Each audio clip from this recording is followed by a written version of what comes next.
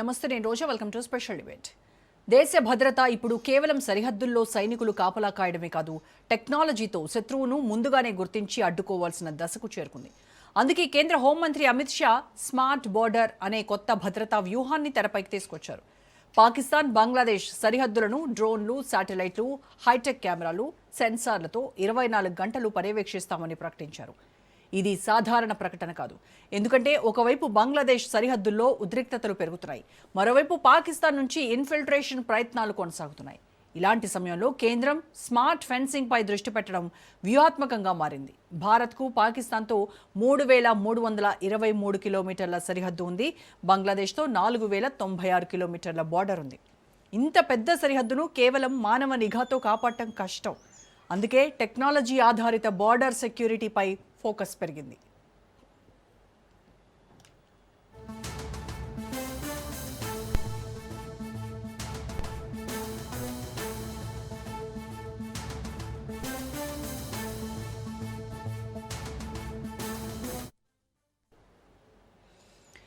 ఇప్పుడు అందరి దృష్టి చికెన్ నెక్ పై పడింది. సిలిగురి కారిడార్గా పిలిచే ఈ ప్రాంతం కేవలం 22 కిలోమీటర్ల వెడల్పుతో ఉంటుంది. ఒకవైపు నేపాల్, మరోవైపు బంగ్లాదేశ్, పై భాగంలో భూటాన్, చైనా ప్రభావం.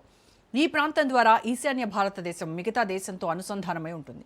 అంటే ఈ కారిడార్కు ఏదైనా ప్రమాదం ఏర్పడితే మొత్తం ఈశాన్య రాష్ట్రాల కనెక్టివిటీపై ప్రభావం పడే అవకాశం ఉంటుంది. ఇప్పుడు దీనికే మరో కోణం జతైంది. గతంలో బంగ్లాదేశ్ ఉత్తర ప్రాంతమైన లాల్ మొనీర్ హాట్లో చైనా ఎయిర్ క్రాఫ్ట్ దిగిందన్న వార్తలు, డోక్లాం వ్యాలీ ప్రాంతంలో గతంలో జరిగిన ఇండియా చైనా ఘర్షణలు, ఇవన్నీ కలిపి చూస్తే భారత్ వ్యూహాత్మకంగా మరింత అప్రమత్తమవుతోంది.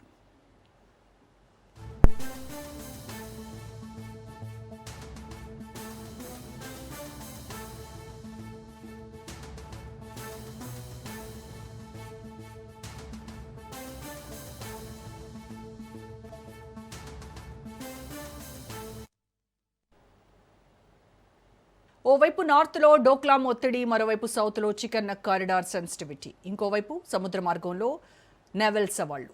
ఈ 3 కోణాల్లో ఇప్పుడు భారత్ భద్రతా వ్యవస్థను రీడిజైన్ చేస్తోందా అనే చర్చ మొదలైంది. ఇక బంగ్లాదేశ్ నుంచి అక్రమ వలసల అంశం మరోసారి రాజకీయంగా హీట్ పెంచుతోంది. 1960ల నుంచే అసోంలోకి భారీగా చొరబాట్లు జరిగాయి. 1979లో అసోంలో ఉల్పా ఉద్యమం వెనక కూడా ఇమ్మిగ్రేషన్ అంశమే కీలక కారణం. ఆ తర్వాత 1985లో అప్పటి ప్రధాని రాజీవ్ గాంధీ ఆధ్వర్యంలో అసోం అకార్డ్ జరిగింది. అసోం ప్రభుత్వం, కేంద్రం, ఆల్ అసోం స్టూడెంట్స్ యూనియన్ కలిసి అక్రమ వలసదారుల గుర్తింపు, పంపివేతపై ఒప్పందం కుదుర్చుకున్నాయి. కానీ దశాబ్దాలు గడిచినా సమస్య పూర్తిగా పరిష్కారం కాలేదు. 2019లో సుప్రీంకోర్టు పర్యవేక్షణలో ఎన్ఆర్సీ ప్రక్రియ పూర్తయింది. దాదాపు 19 లక్షల మంది జాబితా వెలుపల ఉన్నారని వెల్లడైంది. అయితే వారిని డిపోర్ట్ చేయడంలో కేంద్రం ఇబ్బందులు ఎదుర్కొంటోంది. కారణం, బంగ్లాదేశ్ వారిని తమ పౌరులుగా అంగీకరించడంలో ససేమిరా అంటోంది.